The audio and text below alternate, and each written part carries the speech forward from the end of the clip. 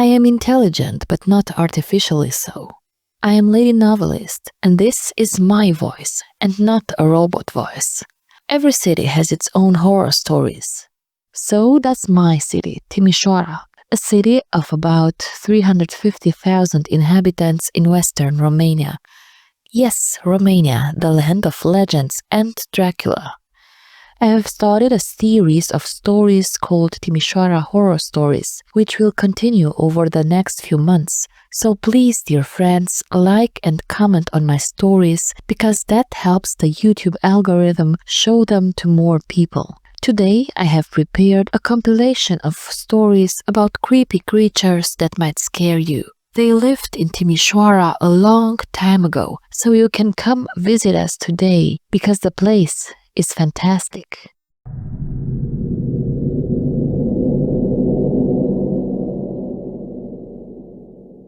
You ask me why I wear this black veil, even at night, even to sleep. You ask why the old woman never sees. Well then, come close and listen, but be warned. Some things once heard never uncoil from your mind.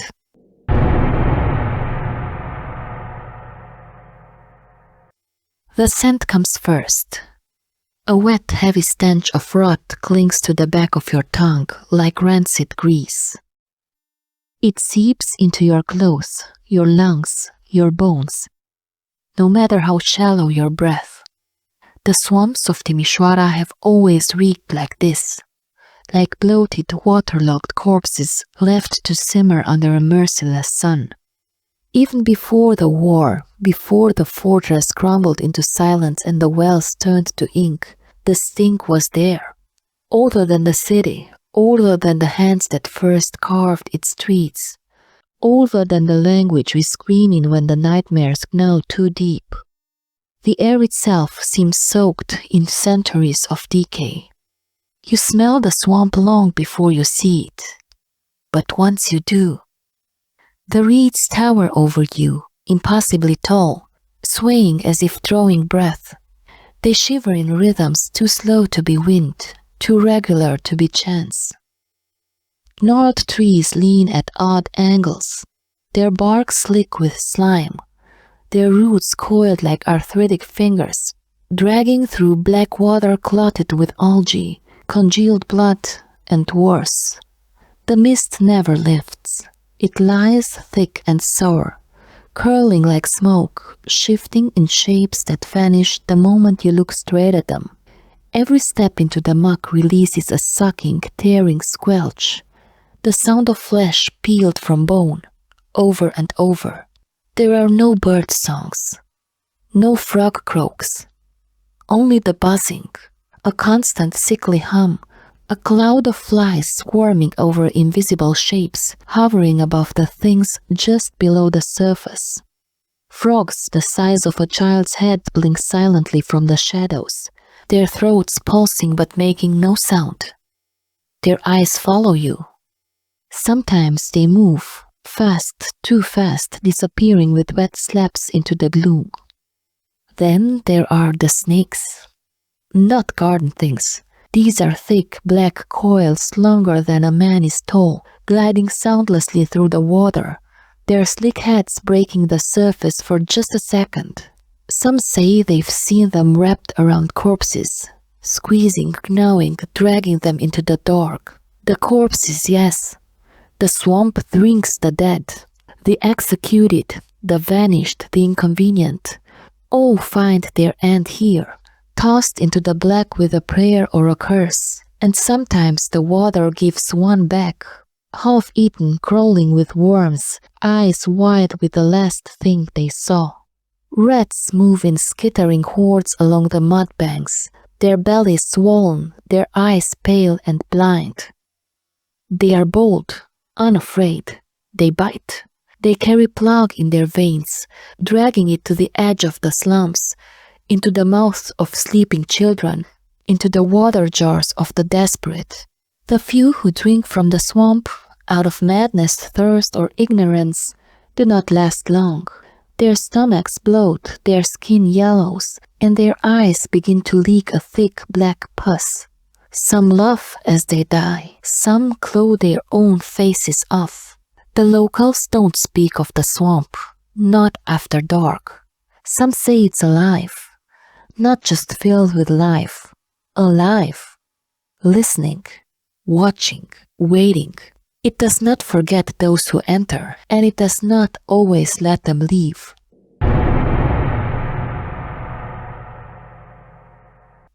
I was 9, just a little girl. We lived in the northern wing of the fortress then, the one closest to the marsh. Father was a trader. He raised me alone. I never met my mother. He said their love was forbidden because she was a Christian. She died when I was born and father just took me. He was a good father when he was at home, caring and loving, but he was often away on business trips. I was free to do whatever I wanted, but he warned me, Melek, do not go near the swamps. But I was curious. I didn't listen. I remember the black iron of the gates, always slick with dew, and the high walls that moaned in the wind. The smell of iron never masked the rot. It clung to everything. But the nights were different. Something else lived in those swamps, beyond the reeds and crooked willow trees. Something that breathed slow, patient breaths, and watched with lidless eyes. Something hungry. We didn't go out after dusk. No one sane did, except me. It was late autumn. The leaves had already died, the trees bare and skeletal, like they'd clawed their way out of graves. I was coming back from the baker's holding a half-stale loaf of bread when I heard the crying. Like a baby, but wrong. Wet and muffled like something gargling mud. It came from behind a cluster of fungus-choked cattails. I should have run. But children are curious, and I was foolish. I found it curled in a patch of dry moss. A rat. But not like any rat I'd seen.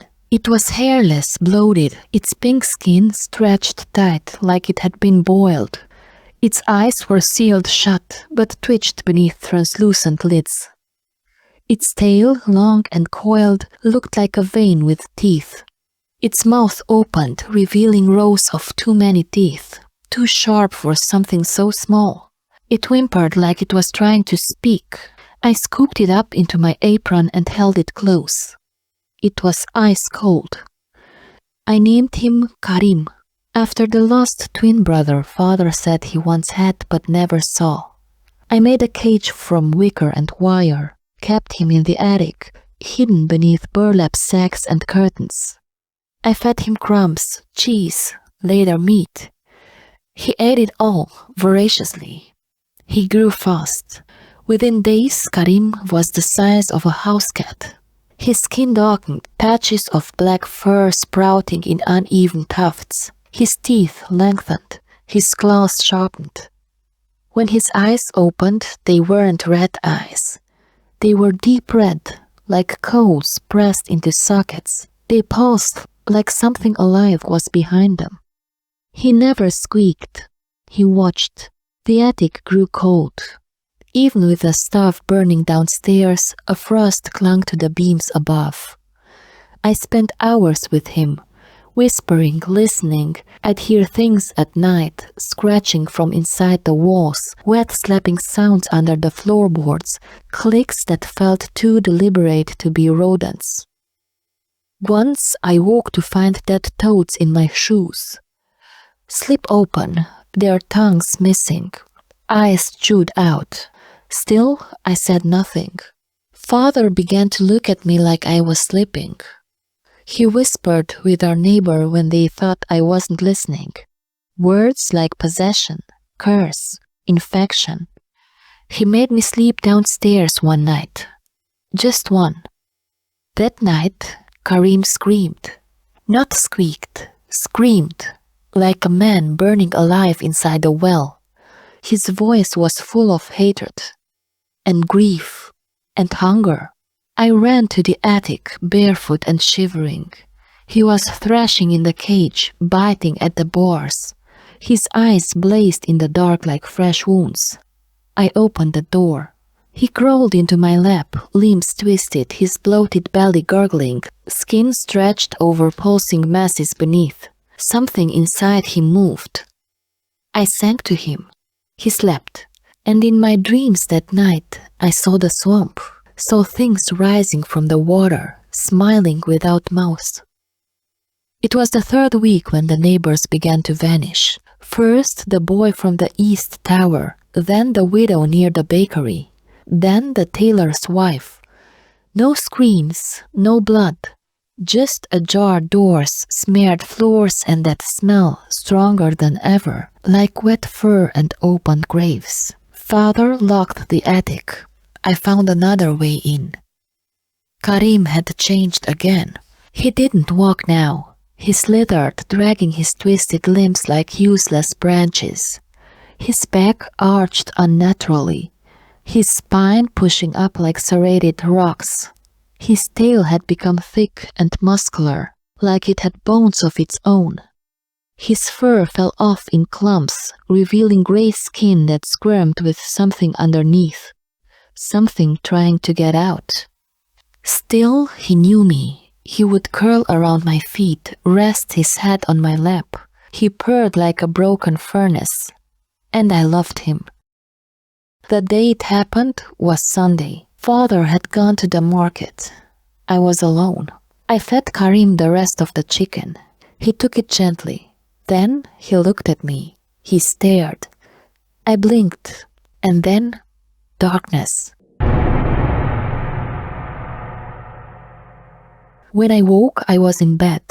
At least I think it was a bed. The sheets were damp. The smell hit me first. Sharp, metallic, like rusted nails driven through rotting meat.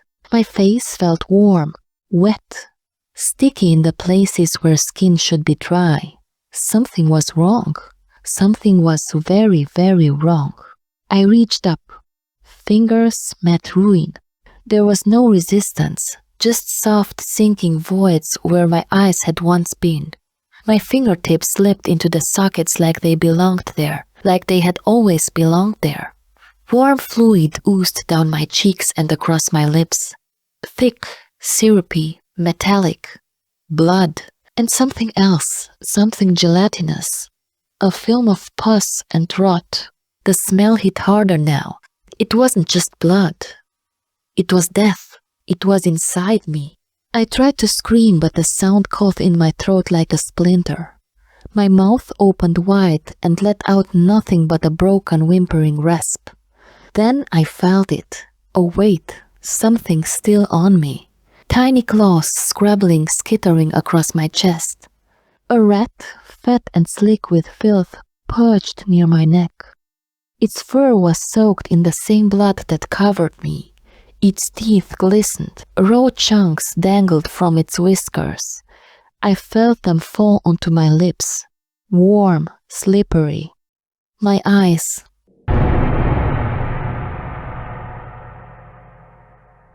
I thrashed, but it didn't run. It hissed a wet, gurgling sound and bit my collarbone. Sharp, sudden pain flared, but it barely mattered. The real pain was behind my face, phantom agony screaming from holes that should see, should blink, should cry. I screamed then, loud, long, a scream that didn't end but twisted into laughter, the kind that comes when your mind finally snaps to protect you, or betray you. Somewhere in the house someone ran. A door slammed. No one came. When my dad arrived, I heard him. One gasp, one shriek, then silence. He called the doctor immediately, but it was too late. Karim was gone. All that remained was the trail, slick and black, leading from my window into the swamp. They said it was a fever dream, an infection, madness, but they didn't hear what I heard in the attic. The whispering, the chewing, the breathing. They didn't know. Karim was never a rat. Not really. Something ancient lives in the swamps. It slips through cracks and puddles and mines. It finds the lonely. It becomes what you need.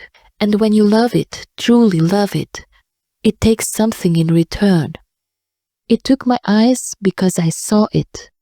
It left me alive because I loved it. So yes, I wear the veil. And yes, I remember everything. Every smell, every sound, every tooth. The swamps still stink of rot.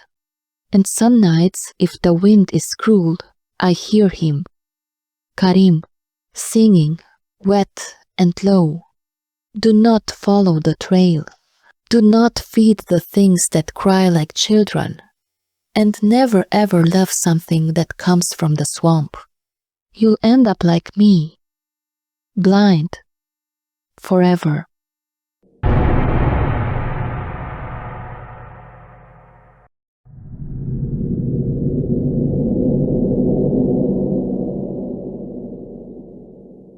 They say when you reach my age, your memories soften like old linen.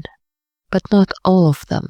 Some memories decay like corpses in shallow graves, half rotten, always seeping. The worst ones rot from the inside out, pressing against your ribs in the quiet hours before dawn. Let me tell you about the winter of 1940. I was 60 years old, superior of the Notre Dame congregation in Timișoara.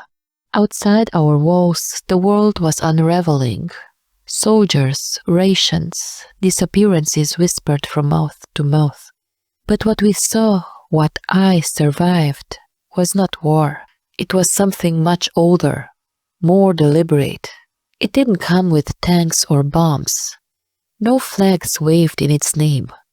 It came with silence, an unnatural, syrupy hush that suffocated the living city.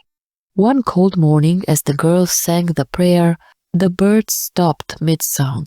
Their wings beat the air once, twice, then dropped like stones. The chapel bells rang flat, and the sky turned the sickly color of boiled bones.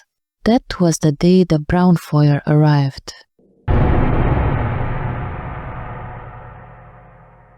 No one saw it, not fully. No eyes could pin its shape, for it shifted constantly, bleeding into alleys and seeping through keyholes like smoke from a cursed fire.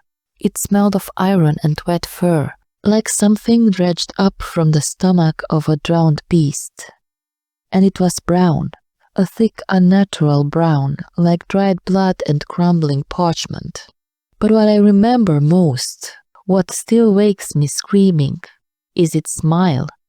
It always smiled. Braunfeuer was a terrifying dragon, ancient and ravenous. Its teeth were like rusted knives, and it feasted on baptized children, savoring the innocence in their flesh. Sometimes it would tear infants straight from their mother's wombs, devouring them before their first breath. It didn't have to fight. People willingly obeyed. It would whisper promises, to some beauty, to others fortune. It was little Annemarie, just 6 years old, with flaxen braids and a voice like spring bells. She was the first to stop singing during Vespers, the first to cry at night without remembering why. I thought it was just a cold or homesickness. But she began drawing things, strange shapes in charcoal on the refectory walls.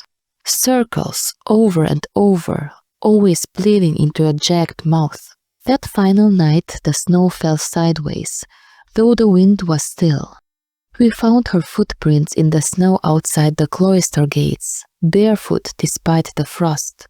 They led to the orchard, to the base of the old pear tree, where the snow had turned the color of rust. I went alone, clutching my rosary, heart rattling like dice in a gambler's cup.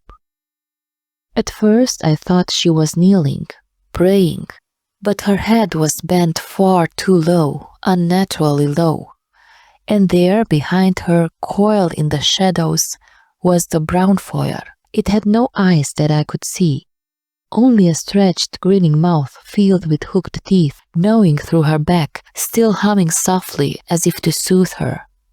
The child never screamed. Her eyes looked at me, wide and still, even as the monster sucked marrow from her tiny spine.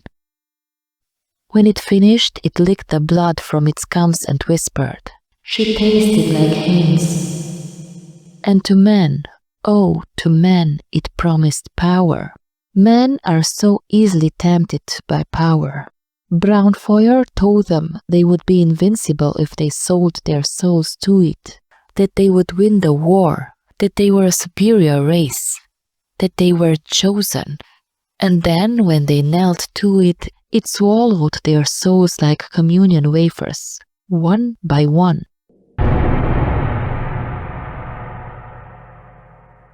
His name was Mr. Schuler, and he was ambitious. Too ambitious for a man who taught grammar to boys and girls in pinafores. He was clever, confident, and loathed to take orders from a nun. I once overheard him muttering about taking his rightful place, as if authority were a coat he simply hadn't worn yet. When the men from Cluj came with promises and papers, he welcomed them, flattered them. The very next day he marched into my office and demanded I step aside. The ministry had appointed me headmaster, he said, grinning with teeth too perfect, too straight. Progress demands change. I did not argue. I only watched. That night a noise came from his quarters. It wasn't a scream. It was too wet for that. More like something being pulled slowly from a narrow hole. I went, but I was too late.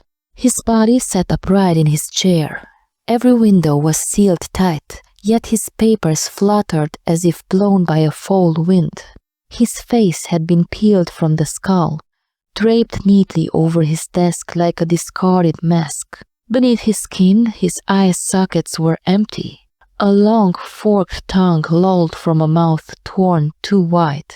On the wall, written in his blood, were the words, "Power is a meal, and he was only the appetizer." The Braunfeuer cloaked itself in bureaucratic masks, officials in new suits, men from Bucharest or Berlin, smiling with teeth too wide. "We only wish to modernize the confessional system," they said. "You'll still teach, you'll still serve God, but under our protection." And some nuns, God forgive them, believed it. They weren't many, no, just a few believed its lies. Sister Mathilda was the most devout among us. Humble, soft-spoken, never missed a sunrise rosary. She had a voice like melted wax, warm and slow, and she believed even the devil could be forgiven if he just wept hard enough. On the second Sunday of Lent, we found her kneeling in the chapel, lips moving silently. Her candle had burned out, but she hadn't moved. Her eyes were fixed upward, glassy, tears dried in long trails. I stepped closer, and I saw it. Behind her in the choir loft, something was moving. Not walking, slithering. The shadows curled downward like ink poured from heaven. The Braunfeuer descended behind her, its limbs coiled like a centipede's, its mouth opening not horizontally, but vertically, splitting its head in two. And it watched her. Sister Mathilda never flinched. She whispered louder, gripping her crucifix. Then it struck. With a hiss like steam through meat, it wrapped its tendrils around her arms and pulled, not fast, slowly, lovingly, as if savoring each tendon's snap. The sound was like unzipping wet cloth. Her arms came free at the shoulders, and her blood sprayed over the marble, painting the Virgin's feet red. But Mathilda still prayed. Even as her lungs gurgled, even as she collapsed in a pool of herself, she never cursed it, never screamed. Later we found this carved into the chapel's wall in deep gouges. "Faith without fear is the sweetest flesh." But I saw it. I saw the truth. I had seen evil before. During the Great War, I held the hand of a boy whose face had been blown away by a mortar, his jaw gone, his eyes wide with pain, trying to say a prayer he no longer had lips for. I had carried a young nun, just 17, who had been assaulted by retreating soldiers, her habit torn, her faith shattered, her silence louder than any scream. And once I stood ankle-deep in a trench filled with water and corpses, helping a dying soldier use the last of his strength to write a letter to a mother who would never recognize what was left of him. But all of that was pain. That was war. Braunfeuer was something else. It didn't burst through doors with boots and bullets. It knocked gently and asked to be invited in. And the people, oh, the people opened wide. Because humans, no matter how small, crave power. More than peace, more than love. They want to be adored, feared. It's trauma, passed down like bad blood. To break the cycle, you must be strong.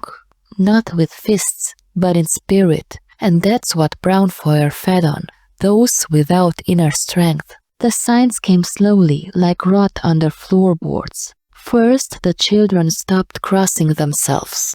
Then the morning masses thinned. Those who attended vanished. Sisters began to stare, wide-eyed and silent, at empty corners of the convent, as if something was whispering behind the walls. The confessionals were sealed shut. Books, holy and historical alike, burned behind the chapel under moonless skies. Those who know me or knew me know I am no fragile woman. Physically strong, yes, but more than that. A soul forged in fire. I led a congregation of hundreds, all with fierce faith. I was a mountain among them, feared and respected, and I refused to kneel. Each night I took my crucifix and walked the halls. I spoke the saints' names into the shadows. I traced holy oil across the doors, though my hands trembled. And I listened. Oh, I listened. Outside the chapel it breathed. Long wet exhalations that made the candles flicker. Then came the third Sunday of Advent. The girls lit the candles. Their sweet voices rose, but then the doors opened, untouched. Cold wind blasted through, though the trees outside stood still. From that unnatural gust came a voice, dragging like iron chains over wet gravel. "Sister Alexandra, the time of superstition is over." A metallic stench hit me, fresh blood. I turned toward the door and saw it. Gleaming white fangs, the glint of brown-scaled flesh coiled behind the altar's door. I knew it. I had waited for it. It had come not for trickery this time, but to collect its tribute. But I am Sister Alexandra, superior of the greatest girls' school in the Banat region. I have seen mothers die in childbirth, and sisters hang for hiding Jews. There is no fear left in me. Not even for the Braunfeuer. I raised my crucifix, though its claws pierced my side. I felt its cold breath on my throat. And I said, "Then let the God of the meek rise with fire." I began to sing, half chant, half scream, and the girls, bless their brave hearts, joined me. Then the sisters. One by one, voices rose like a flame. Something inside the darkness twisted. The thing screamed, not in pain, but rage. It vanished, shrieking into the sky like smoke torn by wind. It wasn't destroyed, but it fled. It still watches, I feel it, somewhere beyond the Danube, waiting for new doors, new hearts to tempt. But we remained, our school endured. Our girls still learned to pray, still wrote in clean script. The women of my congregation, bloodied but unbroken, carried the light onward. Braunfeuer did not die that night. It lives on in those who let their souls rot, in young men who hate others simply because they are different, in those who believe in racial superiority, Braunfeuer is a dragon with brown scales and gleaming teeth who feasts on the weakest among us. And when it is full, it plays with their heads like a cat with yarn. Blood pools around it, thick and pungent with the stench of the dead. Braunfeuer is the worst thing I have ever known. Beware of it, I beg you, because it's still smiling, and somewhere someone is about to open their door.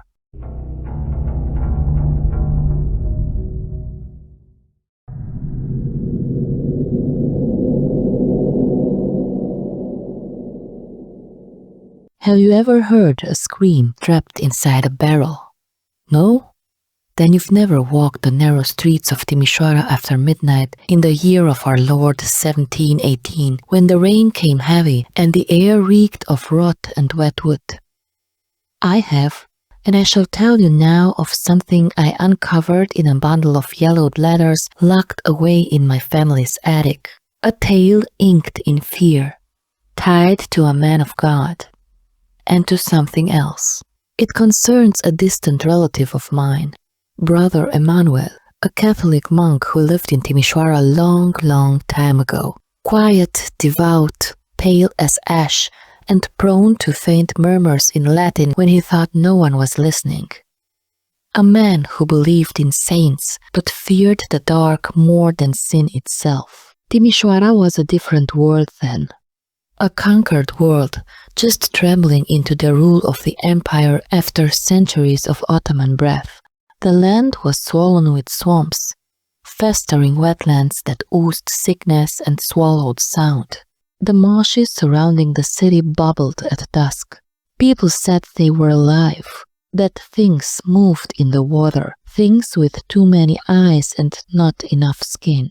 There were gigantic snakes in the swamps, huge frogs that didn't quake, just looked and waited for something to fall into the swamps. Some people said the swamps were full of corpses, because everything sick was thrown there. And then there were the rats. Big, black, hungry, and infected with the pest. Some of them attacked the humans out of hunger, and some of them only ate the eyes of their victims. Clean water, a miracle. The river was thick with decay, especially after the rains. Wells filled with murk, buckets came up with frogs and worms. So the people turned to a new liquid, brought in by wagons, stored in wooden barrels that hissed when opened. A drink, golden and bitter. It frothed like soap and smelled like earth and iron. At first it was salvation, then it became something else. You see, those who drank too deeply began to see things. They spoke of faces under the floorboards, of whispers in the mouths of the dead. They saw doorways in their dreams, doorways that when opened led only to screaming. One young woman claimed her own reflection winked at her before crawling out of the mirror. But they kept drinking. Brother Emanuel did not. He believed this strange new brew was not merely fermented grain, but a vessel, a medium for something older. He warned the other monks. They mocked him, called him superstitious, old-fashioned, but he persisted in his purity, until that one terrible night. The rain came down in thick sheets. It pounded the monastery roof like 1,000 fists. The courtyard flooded. Rats climbed the walls. Emanuel, parched from fasting and prayer, sought water. He found none. The rain had turned the barrels of rainwater black. The old well choked up a stench of metal and old breath. He needed to find clean water, a water that wouldn't make him sick. He'd seen brothers die from bad water, infected with diseases that made their skin fall from their bones. Some of them vomited until they couldn't anymore. Drinking dirty water was not really an option. And so, in desperation, he went to the storeroom where the lay brothers kept the new barrels. He stared at the cask as if it stared back. He dipped his goblet in. The surface shimmered with a thin skin that quivered when he touched it. He whispered a prayer, and then he drank. He later wrote that it tasted like memory, like something he had once known and feared. That night, he did not sleep. He tried, but the candle beside his bed refused to stay lit. The shadows in his room moved even when nothing else did. His wooden cross spun on its nail. Then came the scraping from beneath the floor. Scrape, scrape, scrape. He rose, sweating, hard hammering. And the walls, they were no longer stone. They rippled, bloated, like wet parchment stretched too tight. Shapes pressed from the inside, faces, fingers, mouths.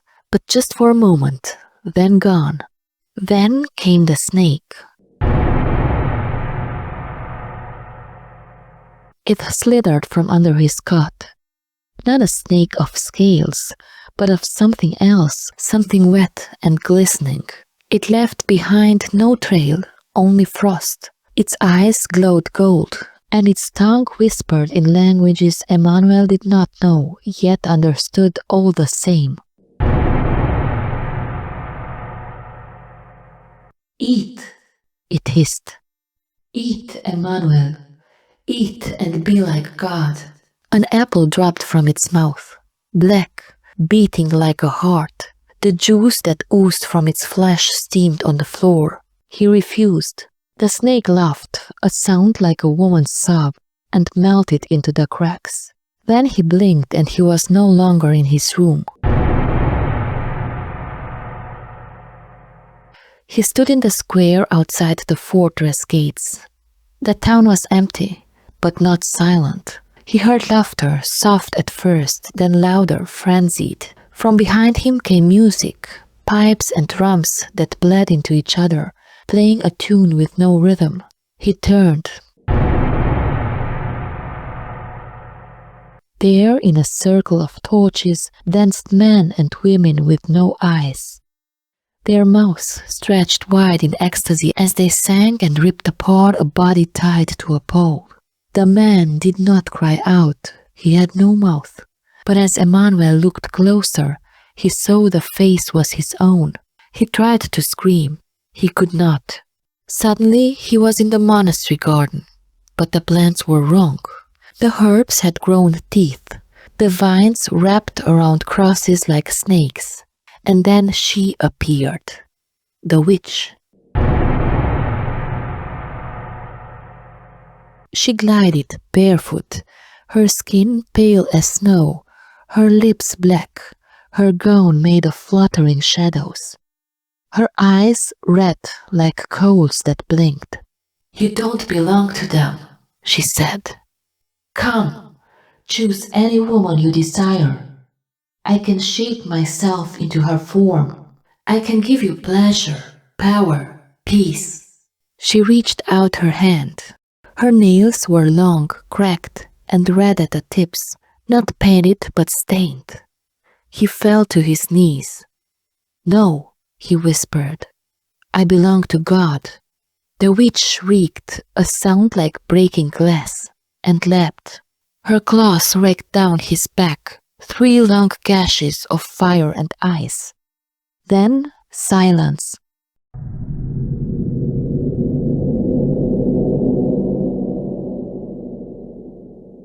Emmanuel awoke in his bed in the monastery at dawn.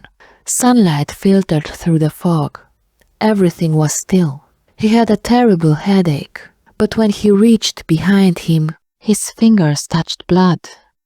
3 long scratches, deep, real. They never healed. He spoke not a single word from that day forward. He withdrew, refused all food but bread and snowmelt. He would flinch at the sight of barrels. He died years later with a look of terror still etched on his face, as if the witch still stood behind him.